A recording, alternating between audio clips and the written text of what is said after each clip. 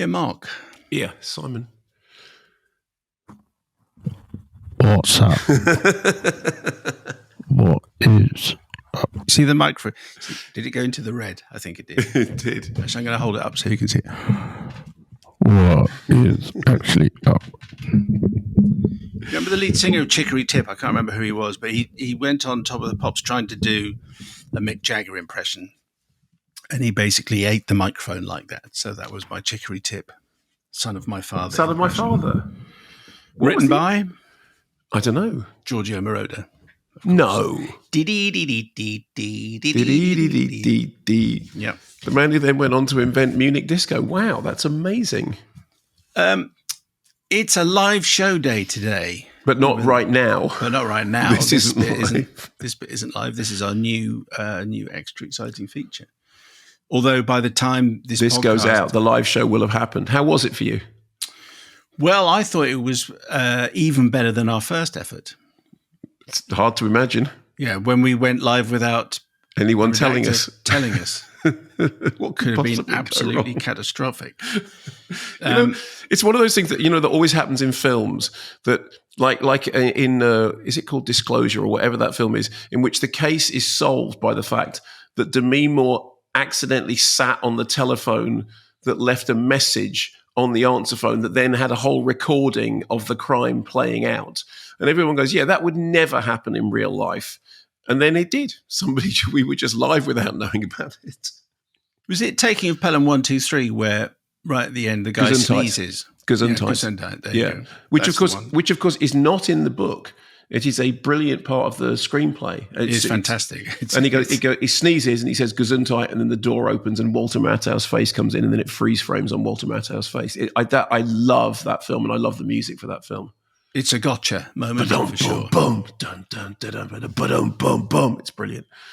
That's your take on the music, by the way. I think. Yeah. Look, have you seen this? You ever seen this magazine? No. Literary Review. I mean, I've heard about it because you went on about the review that you got in it. I've got not one but two hard copies of it because I'm so pleased. So later on in the show, Mark's going to be talking. Apart from Literary Review, he's going to be. I'm going to be literally reviewing Alpha, which is the new film by Julia Ducournau, who made Titane, which I know is one of your favourite films of the year. Have sex with a car? No. I know life is full of choices, but really? Seatbelts on. Now You See Me, Now You Don't, which I thought was the sequel to Now You See Me because I'd forgotten that there was actually already a sequel, Now You See Me 2. But when it came out, everyone said they should have called it Now You See Me, Now You Don't. And, of course, the new version of The Running Man with our very, very special guest. It was Edgar Wright, and which is a very lovely thing. And I walked into the room and apologized again for not recognizing him in a sandwich shop. What? Well, the time I'd seen him previously to doing this interview, I was buying a sandwich in a sandwich shop, and this voice says, "Hello, Simon." And I turned around and I obviously looked blank, which is what I tend to do. And he said, "It's Edgar." And I went, "Oh yeah, sorry, I wasn't expecting you in a sandwich queue in Pure." Anyway, he was working on some ads. He was doing some ads in Soho, so he just wandered out. Anyway, but it was fine. He'd forgotten about it. It's hard not to recognize. He's very recognizable. Yeah, it's just like if you saw him digging your garden, you might go, why are you digging my garden? I mean, I know you look like Edgar, right? But you're digging my garden. Anyway, and in take two, what's going on there? What are you reviewing there? We have reviews of a new horror film called A Keeper by Osgood Perkins and Nuremberg, in which Russell Crowe is Hermann Goering. Yeah. I mean, I switched off at that point. I've seen the posters and I thought, no, I don't think so. But anyway, I look forward to the review. I keep an open mind. Wait and see. Obviously. Hello to everyone who works on the Football Cliches podcast because they were talking about us. And just to say, you're completely correct. Thank you very much. Although I'd also like to say that Mark had no idea. No, exactly right. And still isn't quite clear what happened. On Take Two, we get all the extra stuff, including details of all the best and worst films on TV over the weekend, further discussion of the best absurdist black comedies in One Frame Back, and questions, schmestions, in which we answer the excellent question, what do we mean when we talk about excellent direction, and how to tell the difference between good and bad. That's direction, not good and bad in a general moral sense. Yes. But maybe there's a spillover. Plus, reminding you that there are full video episodes now available on YouTube, as well as the reviews and interviews, so you can head over and subscribe. Quick reminder of the good stuff available over on Patreon, polls and submissions. Behind the scenes photos and videos. Mark is overperforming in this department, and I'm struggling to catch up. You really are. You sent me a text which said I was making you look bad. Yes. Video versions of Take Two. And the Redactor's Roundup, a monthly newsletter which he's been waiting for years to get away with, and now he appears to be doing it. I think it is the definition of self-published and an entirely new show. Which, by the time you've heard this, we've already done. But Take Ultra is our new fortnightly show streamed live from Showbiz North London, Holborn and Cambridge. Mark's in Cambridge. I am in Cambridge, you're in Holborn. So head to patreon.com/Kermode and Mayo. Yeah, no, all the staff are in Holborn. I'm in Showbiz North London, obviously. That's right. That's the one. Yes. So just a reminder that the Kermode and Mayo Christmas special, Spectacular, is spectacularly back. It is. It's back on December the 7th at the Prince Edward Theatre in the West End of London. Festive cinematic witterings and characteristic bickerings, it says here, live on stage in a sequel that gives this year's biggest blockbusters a run for their money. This Christmassy extravaganza will feature all the best bits from the podcast, reviews of the week's newest releases, interviews with the stars of the silver screen, and the Christmas cracker laughter. That is going to be a feature. Plus the return of Simon and Markstermind, our Christmas quiz, where the audience members will go head-to-head in a film buff battle for the ages for a VIP pass to come and have a mince pie with us backstage, which, as we mentioned last week, as prizes go, it's one of the worst. Yes, that's top prize. Second prize is to have 2 mince pies with us backstage. Also, tip-top guests, including hello to Jason Isaacs, wandering around a fan convention in New Orleans, but joining us via the miracle of the intraweb. How confident are you that that's going to happen? I'm worried already. I'm very confident because our top team will be on it. Gorinda Chadha is going to be talking about her new film, her new film of A Christmas Carol, which is called, Mark? It's called Christmas Karma. Okay, and so, yes, Gorinda's going to be with us. And me, also Nia DaCosta, director of Candyman, The Marvels, and Hedda, who has now helmed 28 Days Later, The Bone Temple, full of Christmas delights, that film. Wow. She's going to be telling us about the Jimmies and all that kind of stuff. But it is a hotly anticipated film, so to have a chat with Nia will be a very exciting thing. So that's Sunday. Remind us of the details then. Which I was literally just doing that before you interrupted me. Okay, sorry about that. It was Sunday the 7th of December. When is it going to be? What time? And how much do the tickets cost? Sunday the 7th of December, 2:30 p.m. Tickets start at £27.50 and the dedicated pre-sale link is fane.co.uk/take. It's as straightforward as that. FANE, fane.co.uk/take. Very good. All right? Yes. Page 3. We're still going. Oh, yeah, no, I didn't think we'd finished. I thought you were stepping away from the mic, but like, is that all right? Okay, fine. Do you think there's a market for a 5-minute podcast we can do? I think there probably is, yeah. Back in Radio 1 days, we did it in 2 bands of 4 minutes. We did. 4.5 maybe. All the films in 4 minutes and all the videos releases in another 4 minutes. So we could. And in between, we had a Sting record. Yeah. Playing some fantastic jazz bass, which is my favourite kind of bass. Natasha in Manchester. Simon and Mark, I was wondering what your thoughts were on multi-million-pound corporations ripping off independent movies for their Christmas adverts. I was genuinely shocked this morning to see John Lewis. I'm not sure they're a multi-million-pound corporation, really. They're a big company. Had released their seasonal ad, and it was a direct copy of the highly emotional dance floor sequence from Aftersun. I think it's incredibly shameful, knowing that a good majority of the general public won't have seen Aftersun, to then pass this idea off as their own. I do hope Charlotte Wells and everyone involved in the making of this magnificent movie will be getting some kind of creative royalties from this advert over the festive period. Long-term listener, moviegoer, and supporter of independent film, Natasha in Manchester. When I first saw it, I thought it had been, thank you, Natasha, for the email and an interesting observation. And now you mention it, there is obviously a kind of a reference there. I was thinking of adolescence and the fact that maybe they were trying to deal with masculinity or something like that. But was the After Sun comparison? Well, I mean, I for you? confess, because we got sent the advert by Simon Poole, because I'm very culturally illiterate. Said, watch this, and I watched it, and I thought, sorry, what? I don't know what's going on. I actually thought it was a whole other thing going on, which isn't. So the first time I watched it, I had that feeling of I don't know what's going on, and then I Googled something about it, and everyone's saying, oh, it's about masculinity in crisis and men not talking. And I did think that it looks an awful lot like a scene out of After Sun. I mean, look, I'm not the person to ask, but the first time I saw it, I thought, sorry, what? And that's never a good. I remember once interviewing a very, very famous and well-respected filmmaker who you would not think of as someone who does adverts. And he had done a couple of adverts, which he did to fund his movies. But the thing about him was that because he's the kind of filmmaker who's very interested in character and plot and all that stuff, he wasn't very good at the advert. And he'd made an advert in which there was a bunch of people in a house, and I had no idea how any of them were related to any of the other ones. And it was a problem because what you need in an advert is pack shot.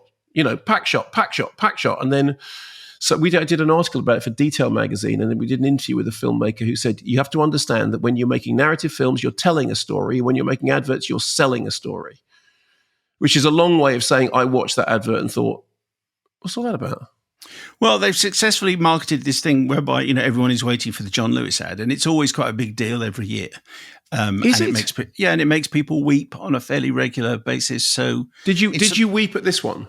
No, I haven't wept at any of them. But what they do is they tell like a nice little story and then say, and if you want a decent Christmas, get your stuff at John Lewis. Okay. Well, never like I said, undersold. I'm not the person to ask, but I watched. But you weren't appalled like Natasha in Manchester. I was just confused. I just didn't get it. I just didn't in the same way as you were talking before about the football podcast that we quoted without me. No, I just didn't get it. So it was like, okay, sorry, what? So he was at a club and his dad was there and they didn't expect each other to be there? What was that about? Anyway. Good. Well, that's clearly worked. I suppose it's also worked for John Lewis because we're talking about them and I've just used their catchphrase. Did you? As well. Yeah. What's the catchphrase? Never knowingly undersold. I'm not sure if they actually do that anymore. Oh. But I do remember a listener contributing to my 5 Live show because there's a cricketer called John Lewis. And someone just sent in a text which said, never knowingly underbowled, which I thought was very, very funny. Well, do you know what I've always used that as the description of my writing, which is never knowingly underwritten. Okay, well, these are all spin-offs, courtesy of John Lewis, who are not sponsoring this podcast. Yes. If they want to send us some Christmas fare, that's absolutely fine. What is out and what's groovy? Alpha is the new film by Julia Ducournau, who made Raw and Titane. And you and I disagreed about Titane, but I think she's an amazing filmmaker. She made a real splash with Raw, and then she won the Palme d'Or with Titane. So, story of Alpha is this. We meet 13-year-old Alpha, played by Melissa Boris, in a non-specific, possibly alternate time and space, not quite sure where and when, passed out at a party where someone is tattooing her arm. This is a world in which there is a new contagious bloodborne disease which appears to turn organs into something like marble and then to dust. Actually, credit to the makeup artist Olivia Alfonso, who's done a brilliant job with that. She has an uncle, played by Tahar Rahim, who's fantastic, who is an addict. And because he's been using needles, there is a suggestion that he may be infected by this new disease. And she comes home one day to find him, who she hasn't seen for ages and ages and ages, in her room. Now, I'm going to play you a clip. The clip is not in the English language, so just so you know, this is what happens. Do you mean it's in French? Yes. Yeah. Okay. He comes into the room. She finds him running away. She grabs a knife. She holds a knife at him, saying, who are you? What are you doing here? And he says, you don't remember me? And then says, I told you, mother, it was a bad idea to let me stay in your room. There's no sense of boundaries in this family. So basically, he's very cool and casual. She's very alarmed. Here's the clip.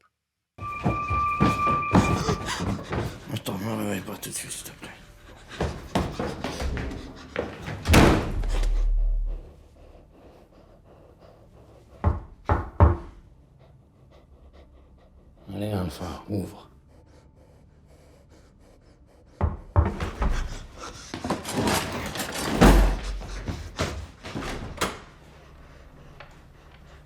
te souviens pas de moi?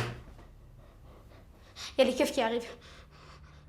Ouais, super, c'est ta mère qui va te ravi. T'as pas dit que j'allais crécher ici? T'es qui? J'avais prévenu que ça serait une mauvaise idée que je squatte ta chambre. J'ai aucun sens des limites dans cette famille. I mean, there's not a lot to work with in terms of the audio, but I told you what was happening there. Anyway, No, so when the bit, yeah. I did think it was someone just outside on the landing here, and turned round and thought, "Oh no, it's on the cliff." It's your Amazon parcel. Okay, so he is apparently come to live with them, and with Alpha and her mother, played by Goshite Farahani, who I think is absolutely brilliant in everything.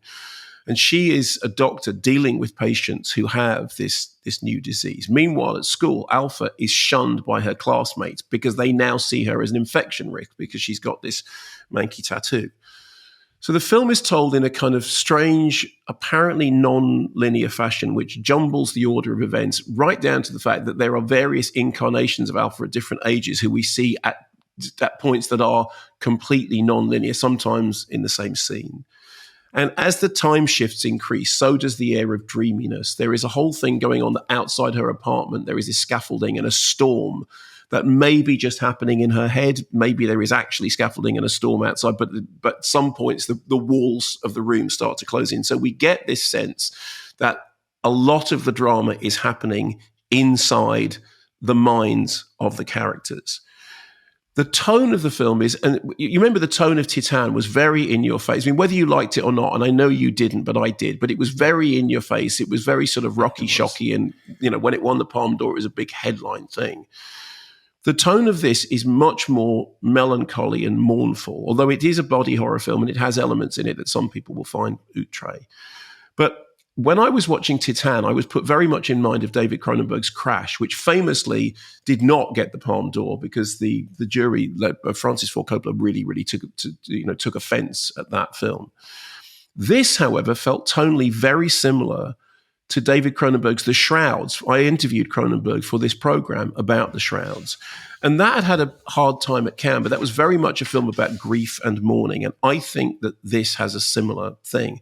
So in Raw, Ducournau was using cannibalism as a metaphor for sibling rivalry and a coming-of-age tale, and this is also a coming-of-age tale. Here, this strange marbling disease, which is never kind of really explained. I mean, a lot of people have interpreted it as an allegory for AIDS or for COVID, particularly in terms of the AIDS, the HIV comparison, the way in which people are shunned, people are outcast, people are sort of, are made to feel terrible and terrified of the disease. But I think that is part of it, but I don't think that's all of it. I think it's much broader than that. I think it is about outsiderdom. I think it is about suspiciousness and contagion and forgiveness. For one thing, Alpha is French-speaking. Her family, our extended family, speak Berber. They're a North African family. And there are scenes in which she is with her elderly relatives, and they're all speaking a language that she can't speak. And she's saying to her mum, I don't understand what they're saying. And some of the best scenes are those family scenes, which give you a real sense of a community within a community, and Alpha feeling outside of both of those. There's also a thing about, maybe it's to do with racism. Maybe it's to do with communities being ostracized. Maybe it's to do with the way in which we ostracize addiction and we sort of push people to the sidelines. It's also clearly about generational gaps because, as I said, there is this thing about Alpha existing in this space between generations. The thing is, I think you can read it in a number of ways, and that's one of the things I like about it. Just in terms of the way it's done, I think some of it is brilliantly executed. There is a scene in a swimming pool in which Alpha's wound starts to, she wounds herself and she starts to bleed in the swimming pool and the blood starts to go into the blood. And there is a shot that is literally straight out of Jaws, and it's just terrifically well done. The three lead performances are exceptional. It's shot really handsomely by Ruben Impens. It's got a very good score by Jim Williams. And I know that when it played at Cannes, it got a rough ride. And I see that the reviews of it have been, have not been positive. I think it's because it's not the film that people expect. I think it is a much more melancholy, mournful, thoughtful film than people were expecting. I think you could argue that it bites off more than it can really chew. But I think it can, I mean, hats off to Julia Ducournau that this is what you do after making Titane, which is a big Palme d'Or winning success. You go, okay, I'm going to capitalize on that by making a film that is clearly very personal. And for all its strange, outre body horror moments, is really a film about mournfulness and isolation and alienation, and I think ultimately about forgiveness and acceptance. And I thought it was strangely beautiful. I know I'm in the minority, and I know some people really don't like it, but I really thought there was something in there, and I just remain very impressed at Julia Ducournau's career. Are you expecting me to like it? I think you'd like it more than you liked Titane, strangely enough. Okay, all right. We're going to be back in just a moment, unless you're a vanguardista and so on. What are you going to be doing next, Mark? Well, coming up next, Simon, we've got a bunch of things. I mean, later on, I'm going to be reviewing Now You See Me, Now You Don't, and we're going to be having the chart. But also, we are heading towards your interview with Edgar Wright. That's right, the guy from the sandwich shop, because his new movie is the remake of Running Man, and it's all on the way, along with The Laughter Lift. Very good. News.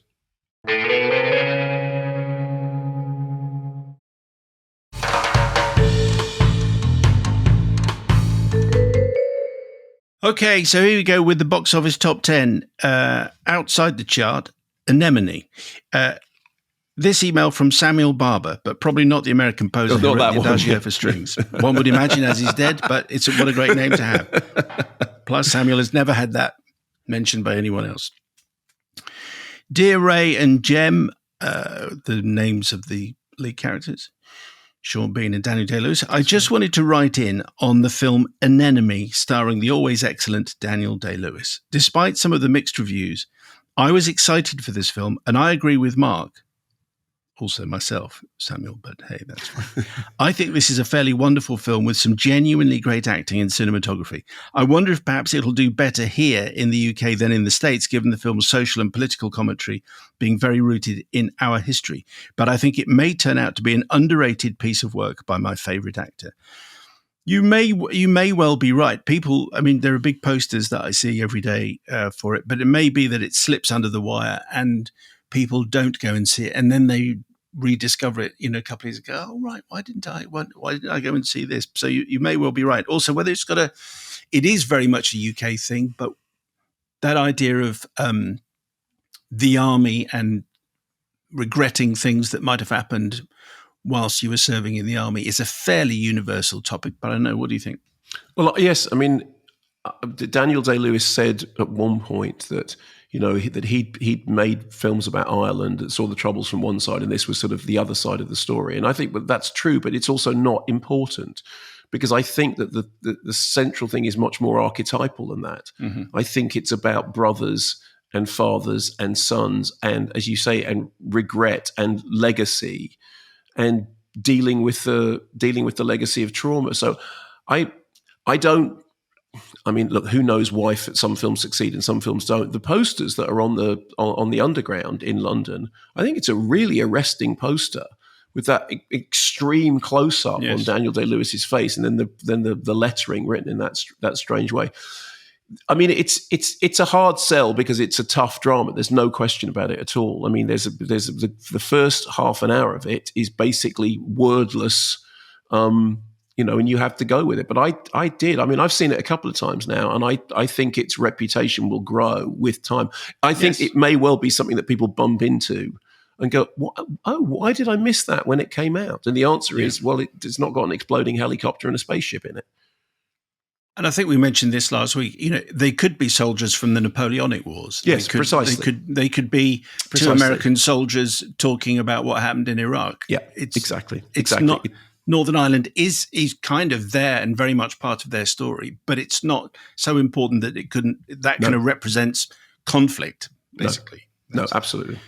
So go and see it if you get a chance, because it is a very impressive piece of work. Number 10, Chainsaw Man - the movie : Resi Arc. which has done very well. And as I said, I saw it and had no idea what was going on at all. And it is a perfect example of one of those films in which it works if you're up to speed.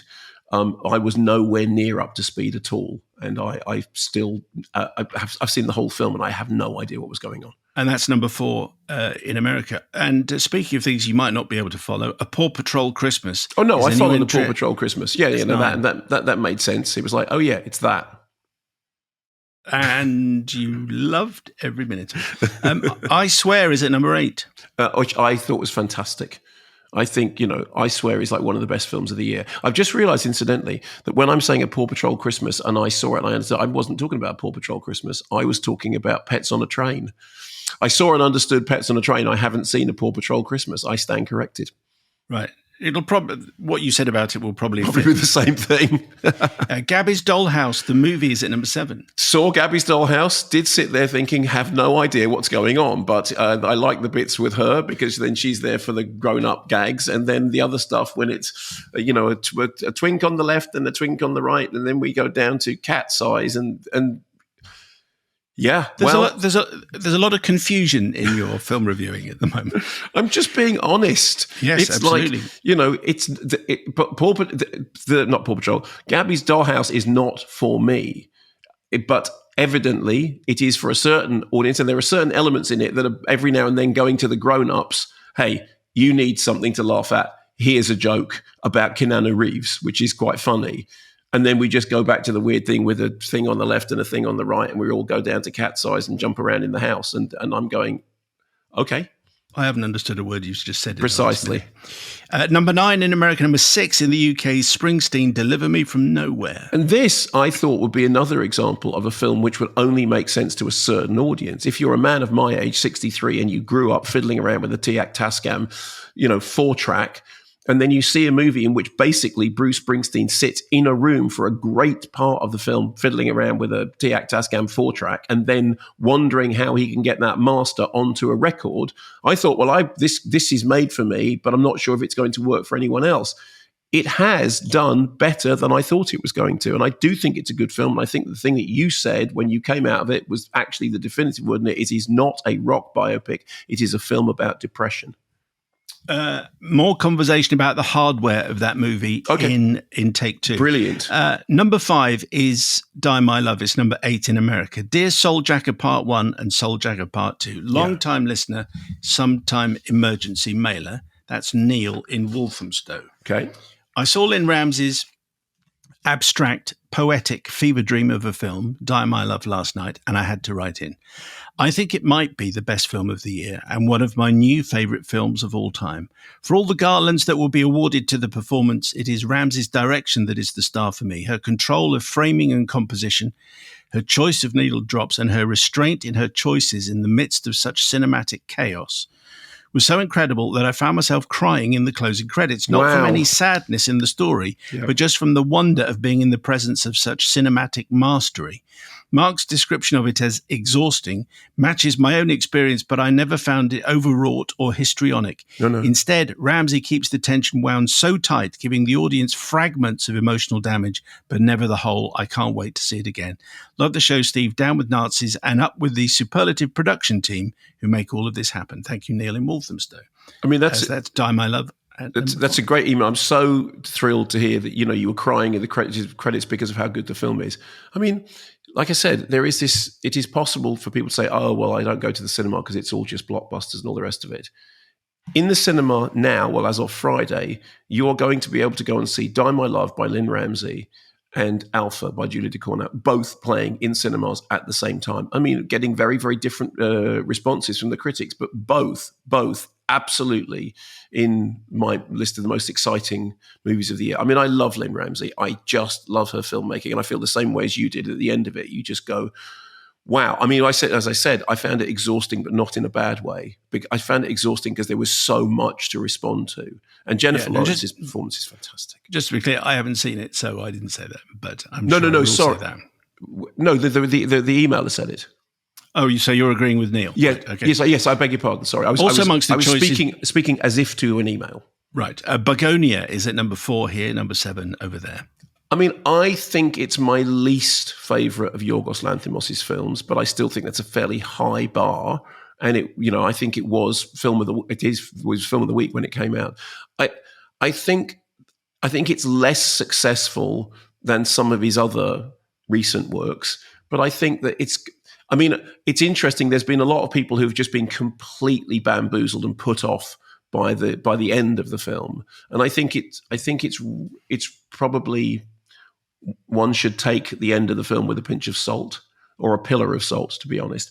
But I think that what Yorgos Lanthimos is doing in this kind of ongoing project with Emma Stone is really interesting. This, for me, is my least favourite, but it's still a very interesting film. Regretting You is at number 3. And then the thing is, everyone says, do you regret seeing it? And the answer is no, I don't regret seeing it. I mean, it's rubbish. And it is preposterous rubbish. And it does have a scene in it in which two people overcome the death of people who were very close to them by hilariously throwing eggs at a picture they don't like. And that was the point at which I lost all patience. But it is what it is. A new entry, number 2, is The Choral. And an email here from Christine, who just describes herself as ultra. Okay. So we like very good, Christine. Dear F sharp and G flat, in addition to the concept, in fact, Christine uses a word which I will define, which you may well know and use on a regular basis, but I don't. So I'm just and can I say, well done for the musically literate F sharp and G flat. That's very good. It's very funny. In addition to the concept that you get from a film what you bring to it, yes. Can I further add the issue of when you bring it? Mm-hmm. As a former choir member, having sung some Elgar, not a great fan, I booked in to watch The Choral on a Sunday afternoon at the Odeon, armed with an Earl Grey and a pistachio tiffin. First time that's been mentioned for a long time. Okay, Mark's milk toast review meant low expectations. Hang on, what does milk toast mean? MILQUE toast. What does it mean? Means meek, mild, or timid, and it comes from a cartoon. And there was a character who was called Casper Milquetoast, who was indeed meek, mild, and timid. But I think I had to, I looked it up because I had a general sense of what it meant. But milky toasty is anyway. Mark's milk toast review meant low expectations. Mm-hmm. In the event, I was in tears within minutes. Having attended the remembrance service that morning and watched my grandson carry the banner for his local squirrels troop, Scouts for the Under-7s, the themes of love, loss, and music as therapy hit home. Yes, there were some scenes too contrived and saccharine to be healthy. Think backlit sunset street scenes of people coming out of their houses to hear a concert. But overall, I think this film is a classic that deserves its time. That time being Remembrance Sunday afternoon with a cup of tea and a fancy of your choice, even a Battenberg. Keep up the good work. Radical centrists unite. Hello to Jason, and down with those who think war solves anything. So that's interesting because thank you, Christine, for that. Yes. I can imagine that is precisely right. If you have been to a remembrance service in the morning, then go and see The Choral in the afternoon, you're bringing an awful lot to that film. Yes, and I think that the film would play well under those circumstances. And I think, and I hate to say this, I don't think you mean milk toast. I think you mean lukewarm or tepid, or because my review was, it goes down well with a cup of tea and a biscuit, misses. And I think that is what the general tenor of the film is. But I completely understand, and it's a very good point about not just what, but when you bring it. I don't. I mean, maybe you do, maybe I'm incorrect. And believe me, I am the malaprop king of the world. I mean, I use words incorrect. I always used to think that putative meant growing, okay? And it doesn't. It means supposed.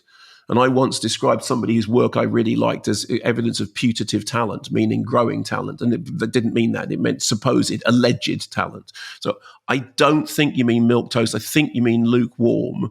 And so I think what you're saying is that the lukewarm, tepid, slightly half-hearted review. I guess they're both meek and mild. So there's a crossover. I just think, no one uses that word in conversation, I don't think. No, but maybe I'm wrong. But I absolutely get your point that yes, those are the perfect circumstances under which to see that film. And you're quite right, it absolutely does back up the thing about it's what you bring to a film, but it's also when and where you bring it. The number one film here and the number one film over there is Predator: Badlands. Tim from Cambridge. Yes. Having watched this last night, I thought I would share my disappointment. From the entire movie being green screen and CGI to the continuing erosion of the age rating, this was very far from the original, with Arnie fighting for survival against an apex predator and closer to finding your place in the world story, trying to set a new path for the predator. I left the cinema expecting the next installment to be a PG and feature Deck and his new clan protecting the Smurfs from the evil Gargamel. Disappointing, says Tim. Nathan says, second time writer, first letter went way over the top. Whoops. Anyway, I'm writing from Canada. Was disappointed to hear Mark's shrug towards Predator Badlands, though I get it's not his cup of tea. Composer Sarah Sarachna did score some Assassin's Creed games, funnily enough. Had a great time watching this with my father, who felt starved of no-nonsense action films in an otherwise great year. There was a lot of happy father-son duos in the theatre, which was quite funny given the themes of the film. Personally felt it was a small step down from Killer of Killers, a spectacular film that accidentally made the case that R-rated animation is the best bet for this franchise and is in my 2025 top 5. That said, I enjoyed its twisted humour and visceral action. It felt more like a middle finger to Guardians of the Galaxy, not an homage. Still, though, hoping we get a continuation to Prey and Killer of Killers and not just Deck. Yeah. That's from Nathan. Yeah, I mean, like I said, my feeling was because you and I both enjoyed Prey so much, and I loved the fact that it was stripped down and it was, it was a very different kind of film. There was so much CG in this, so much kind of green screen and so much wibbly wobbly, gravity defying, leapy stuff, which just disappointed me. I mean, as I said, the thing it was all right. I have critic colleagues who absolutely loved it and think I'm just being a killjoy, but I thought it was the very definition of meh. Some of the more forthright views on Predator Badlands, and indeed Mark's review, will be featuring on Hot Takes and Cold Comfort, one of our sparkly new features in this week's Take Ultra, which is on Patreon, which will be live on Wednesday as I think it's being marketed, a cheeky Wednesday lunchtime treat. So it's having a cheeky Nando's, and you can have a cheeky Take Ultra for our Patreon friends. More box office chat from October for the Ultras as well in Take Ultra, available on the Patreon page. And we'll be back when Mark utters these words about these films. What? Is that a cue? That's not in the script. No, when Mark talks about these films. Oh, I see. When Mark talks about Now You See Me, Now You Don't. Yes. And The Running Man with our very special guest. Edgar Wright. I mean, it's pretty straightforward stuff. Really. It was like when Mark utters these words about these films. Over to you. Anyway, I thought it was Nation's top broadcaster. Apparently not.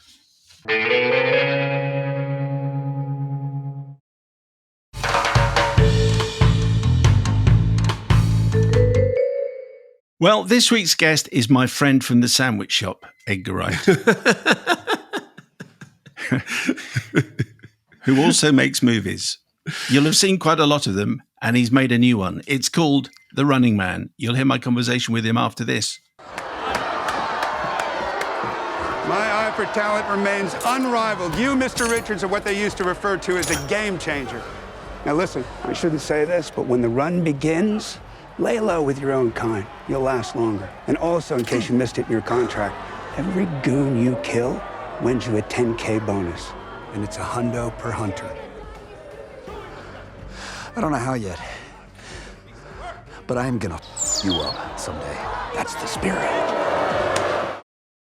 And that's a clip from The Running Man, the new movie by the fabulous director Edgar Wright. Hello, Edgar. How are you? Hey, Simon. Nice to see you again. Did we choose that clip well? We don't know what the clip is. The clips are provided. Well, it's fantastic.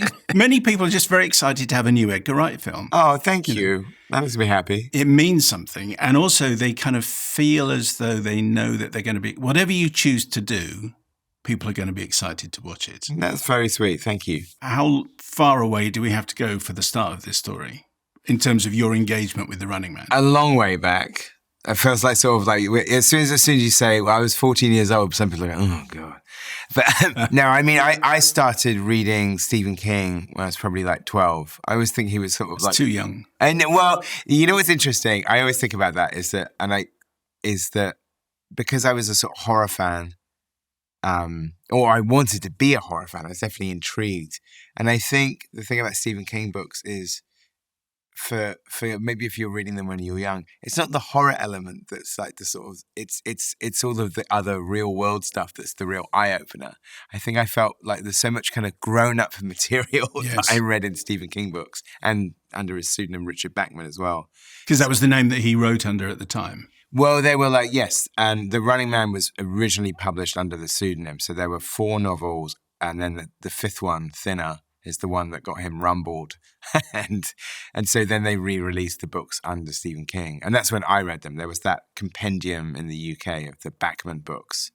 Mine was The Stand. That was the first one that I picked up like a secondhand copy. But once you've started a Stephen King book, it's difficult to stop reading everything that he does. Yes. And there's something remarkable about Stephen King. He's probably on this podcast, the most talked about writer, bar none.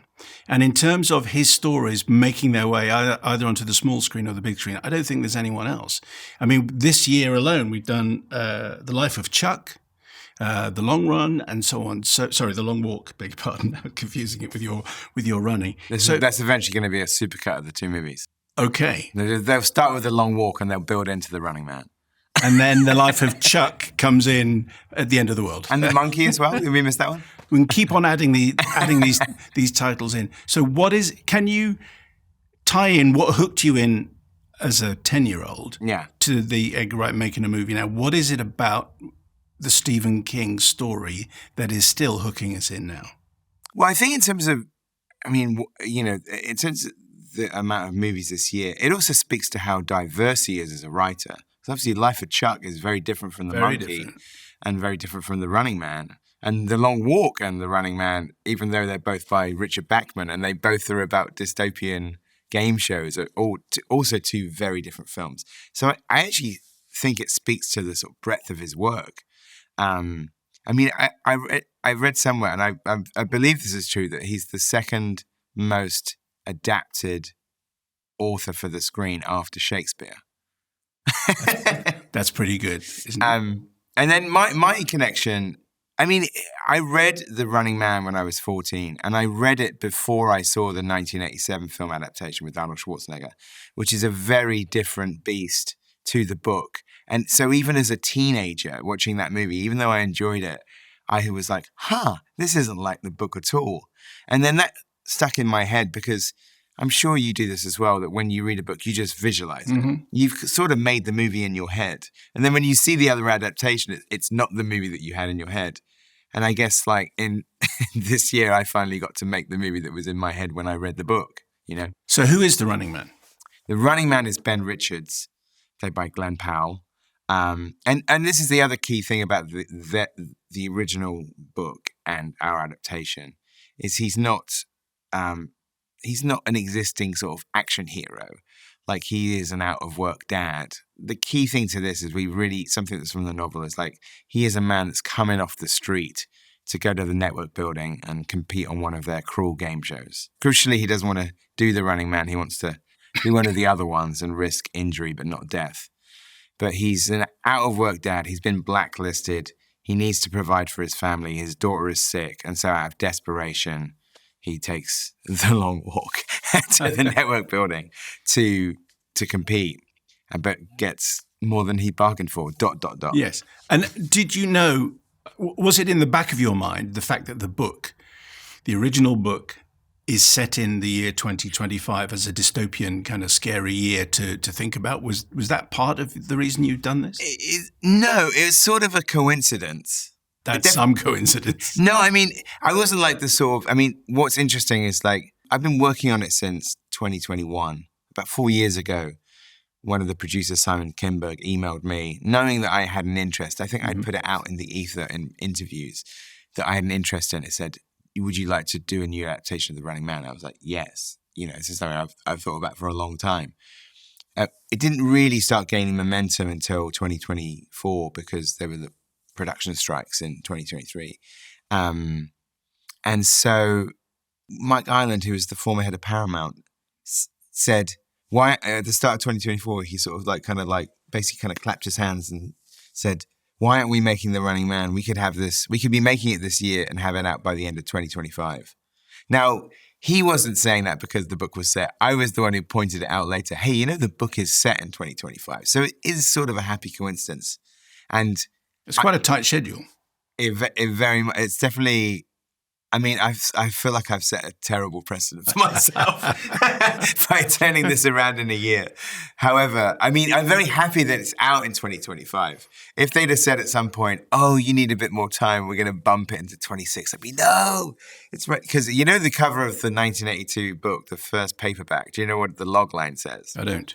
Welcome to the year 2025, where the best men don't run for president, they run for their lives. The Running Man, Richard Bachman. Wow. Almost two on the nose. Yes. and speaking of which, in the film we see an authoritarian America where the gap between the rich and the poor is incredible. And we see early on people queuing for medicine. That seems to be the currency. No one can get the right meds. I was exhilarated by the film, but I was pretty depressed when I came out of it, which was perhaps the right reaction. Well, what's crazy about it is that the book was published in 1982, but he wrote it in 1972, and he couldn't get it published initially. This is pre-Carrie, isn't it? Pre-Carrie, yeah. When he was a struggling writer. He actually said to me, I asked him about it, and he said something that really stuck with me. He said it was a time when our kids were eating better than we were.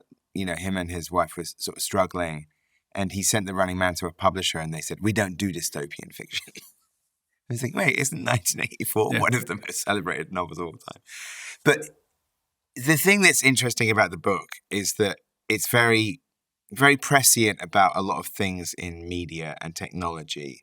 But what's also alarming, maybe depressing, is how little has changed. But his prediction of 2025 is like sort of very close to the bone. But then also in making this film, and it is like hopefully an entertaining kind of action thriller, but also hopefully gives you something to chew on as well. And I feel like it's the best of genre fiction and sort of genre movies rather, but both, is to sort of hold a funhouse mirror up to reality. So, and that I hope is what we've done. Yeah, but there are a lot of real life angry men, like the way Glen Powell plays it in this film. Yeah, and that was something that was really key. They might vote for Trump, they might vote for Mendami, but they're angry and they're young and they're fed up. Yeah, and people feel like the system is rigged against them. And so there was a key element to the character, and it's all there in the book. And it's also the thing that he has a lot of righteous anger in him, because when he tries to do the right thing in life, he's a man who stands up to bullies and tells people when to go when they deserve it. But in this cruel society, you're punished for that. So he's kind of been penalized and held back. So he has a lot of kind of like sort of frustration and anger in him. And, like I said, it's righteous anger. But at the same time, that makes him, unfortunately, the prime candidate to be on The Running Man. What was the Stephen King tick box like? What did he have to say yes to you? Did he have to say yes to the screenplay? How does that work? Well, luckily, and very, kind of, as he's a hero of mine, I'm very sort of fortunate that he's liked my movie since Shaun of the Dead. He actually gave us a press quote for Shaun of the Dead, which as a fan, having that kind of Paul quote on the poster, I think me and Simon sort of looked at it for quite a few minutes in silence. It's like, wow, okay.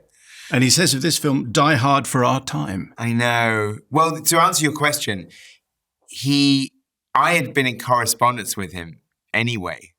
We over the years, we sort of started emailing each other and mostly like talk to him about music. And he's a big rock music fan. And it became this tradition that I would send him like a new rock album on his birthday. So send him like a band that he might not be previously aware of, like King Gizzard and the Lizard Wizard. But when I started working on the movie, I didn't want to talk to him about it, even though he would have been aware that I was working on it. I didn't want to talk to him about it until it was closer to it actually happening, because I didn't want to be the boy who cried wolf. And the thought of talking to him about it and engaging with him about the adaptation and then it not happening would have been so heartbreaking. So very late in the day, I wrote this email where I was like, as I'm sure you are already aware, I've been working on The Running Man for a couple of years. So to answer your question, yes, he does sign off on the adaptation. And obviously with this, knowing that he had some issues with the previous one, and in fact didn't put his name on the previous one, you know, it's very kind of nerve-wracking, handing in your homework to the world's most famous English teacher. So me and Michael Bacall, my co-writer, had a very sweaty weekend whilst we were waiting for him to respond. And then he started sort of screen capping bits from the script that he was really liking, and it was like, yeah, and just saying, like, writing back, yes, exactly. Great. And so he loved it. So that's and then he loved the film as well. So I kind of feel whatever happens to the movie, I'm happy that Stephen King loves it. Die Hard for Our Time. That's, Wow. you know, as a strapline, that's pretty good. And I think the other person who needed to sign or have to agree to part of it is Arnie Schwarzenegger. Yes. I mean, not on the script or the movie, but we thought, obviously this is much closer to the Stephen King novel, but we thought it'd be nice to have a nod to Arnold.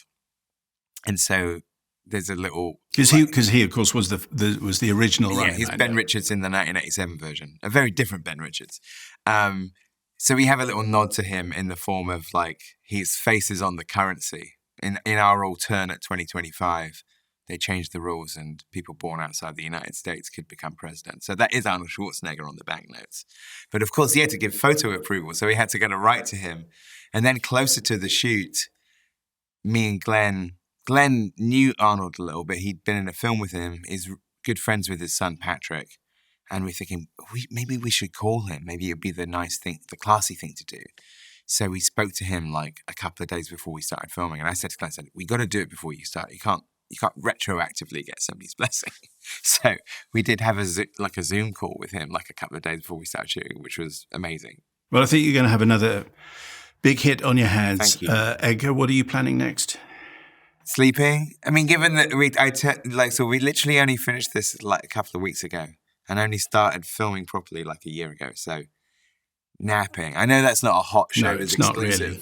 No, it's not going to be on deadline. No. Final question. Are you quite good at stepping away? Do you know when to go, okay, there's nothing else I can do here? Or are you a fiddler? I think... Just change that. Tweak that bit. I think, yeah. I mean, hopefully... in my older age, hopefully I'm getting better at it. It's like we've made the movie. We did the best movie we possibly can, and just like sort of get it out into the world. Yeah. But I'm very proud of it. So and also just I know you're a Stephen King fan as well. So just the idea of like actually finally making a Stephen King adaptation has just been a thrill. Yes.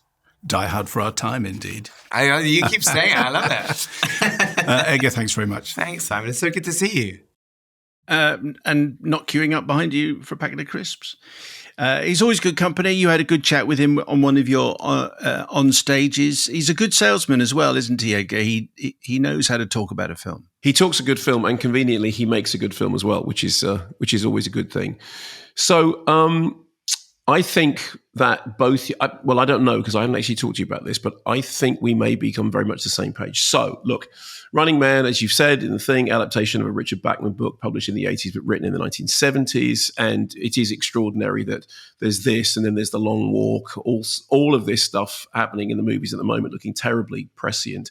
As with The Long Walk, this is a dystopian future fantasy about a deadly game, first filmed in the 80s with Paul Michael Glaser directing Arnold Schwarzenegger, which was very, very different in tone. This is much, much closer to the book. As you've said, the original story set in 2025, imagine a world in which America has become a totalitarian state in which the gap between the rich and the poor is bigger than ever. There's no Medicare or medicine. Everything is ruled over by an evil broadcast network that keeps the population downtrodden by inventing enemies for them to hate, feeding them lies and propaganda, and pumping them with mind-numbing reality shows in which ordinary people are humiliated for entertainment. So it's good to see Edgar making another documentary after the Sparks Brothers. Very good. Thank you very much. Yes. It was a long walk up the garden path to that. Thank you for that. As he said there, it's also an entertaining action thriller that will give you something to chew on. I love the phrase that he used in that interview, that it's the purpose of this kind of art to hold a funhouse mirror up to reality. I thought that was a really great phrase. And as you've said many times, and I think we should keep saying it, Stephen King called it Die Hard for our time. So Glen Powell is Ben, who's a working man with anger issues, keeps getting fired for insubordination. He's not an action hero, but Edgar said in that interview, he's not an action hero, he's an out-of-work dad. Yeah, but for an out-of-work dad, he looks amazing in a towel. He's pumped. I mean, I'm sorry, the towel scene was like, can we just let this go on a little bit longer with this teeny tiny towel so that everyone can see how amazing I look in a towel? I guess it's a nod to Arnie, because he isn't Arnie. He doesn't look as though he spent most of his life trying to be Mr. Universe, but he does look amazing. In a towel, in a very small towel. We all look good in a small towel, Mark. So he and his partner have got a sick child who needs meds to get the money. He tries out for the most deadly game show, The Running Man. Actually, he doesn't want to do The Running Man. He wants to do something else, and his partner says, don't do The Running Man. But he ends up being talked into doing The Running Man. And if the contestants are chosen, they have to stay alive for 30 days, running away from the network's hitmen, spied upon by the public at large. They must post a videotape every day. As I said, he didn't want to do this, but Josh Brolin's wall-toothed television executive, and what teeth they are, there's a starring role for those teeth, talks him into it, recognizing that his anger issues make him incredibly watchable. And then out in the world, he meets up with various rebel elements and tries to alert the public to the fact that the game is basically fixed, in the same way that sort of James Caan's character kind of did in Rollerball, which is adapted from a short story called Rollerball Murder. But the network changes his words. They change his speeches and paint him and the other contestants as vicious criminals. So, I mean, obviously, Rollerball is the kind of urtext behind an awful lot of this. And in the first film adaptation of Running Man, it kind of played out much more in that arena setting. The thing with this is it goes out into this dizzying array of locations in this kind of scuzzy, Blade Runner-y, used future retro world. The script is by Edgar and Michael Bacall, with whom he worked on Scott Pilgrim, and also this reunites him with Michael Cera, who, of course, Scott Pilgrim. And I think I'm right in saying that it's Edgar Wright's biggest project. I mean, Scott Pilgrim was pretty huge, but this cost more than that. And I think this cost around $100 million, and it looks like it cost way more than that, because it really does look great. So King wrote Running Man originally, apparently in 10 days. And he said it's a book written. Yeah, I know. Tell me about it. He said it's a book written by a young man who was angry, energetic, and infatuated with the art and craft of writing. Hence the propulsive energy of the book. And I think that this does catch that sense of propulsive energy. I mean, the film does romp from one set piece to the next. I think Glen Powell is charismatically unhinged. I think Brolin is slime incarnate with those teeth, and I think they're a great double act. And I think the tone of the whole thing slithers between, the dystopian and the serious, something to chew on. The action-packed, there are action set pieces, and as we know from Baby Driver, and actually, to be honest with you, also from Last Night in Soho, in which, choreographed action dancing is like a really, really big thing. And there's also this kind of comedic element. I mean, there's the sequence with Michael Cera has got this whole sequence in it, which is basically a tribute to Home Alone. I mean, I think Edgar said Home Alone and Straw Dogs, which are the two things that are kind of often mentioned together. Strangely enough, it reins in the kind of tics of Edgar Wright's filmmaking, the kind of the swipes, the swishes. There's less of that.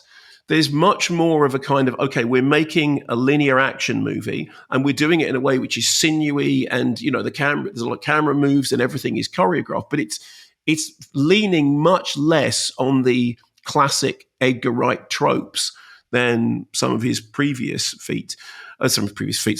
films. There's lots of very sharp needle drops, but I do think it's worth saying that credit is due to Stephen Price, who's the composer who obviously did Gravity. I think he won an Oscar for Gravity, who did all the music as well for the games within the games. When they turn on the television and there are those game shows and there's that kind of plastic reality thing going on. And that's Stephen Price's stuff. So, I mean, it's a romp. I saw it in normal projection, but I also saw it projected in IMAX. So I've seen it twice. But crucially, as with The Long Walk, there is something of substance going on there. And I think that's why when Edgar said, it's an action movie, but it gives you something to chew on, that's exactly what it is. I think it confirms Stephen King as the great foreseer of his age. I mean, he really did. What's that phrase? I've seen the future and it doesn't work. And it's amazing when you look at what Stephen King set in motion back then and how well that maps up with the hideous dystopian world we're living in at the moment, particularly in relation to America. It's interesting that Edgar is kind of downplaying the politics when you're talking about the film, but I think they are in there. Yes, and I think if you listen back to the interview, you can hear the deflection happen. Yes. Because I bring up the kind of American anger, rich and poor, authoritarian state. He's not having any of that. Well, I think it's not that he's not having it; it's that he's not biting. But I think it is there. And I think, sure, no, absolutely. And what's that phrase? Trust the tale, not the teller. And I think this is a really faithful. It's easy to see why Stephen King likes this. It's a really faithful adaptation. I mean, there are some changes. Really faithful adaptation of the book and the tone of the book. And I think Edgar is always an exciting director to watch. And I think, like I said, I've watched the film twice now, and in both normal and in IMAX. And it is an enjoyable action romp, but it has got substance, dystopian substance. And as somebody who saw Rollerball when they were too young and it stayed with them forever, this feels to me like it's in that tradition, and it's a thumbs up from me. And just because it's one of the things that I do, can you explain what an text is?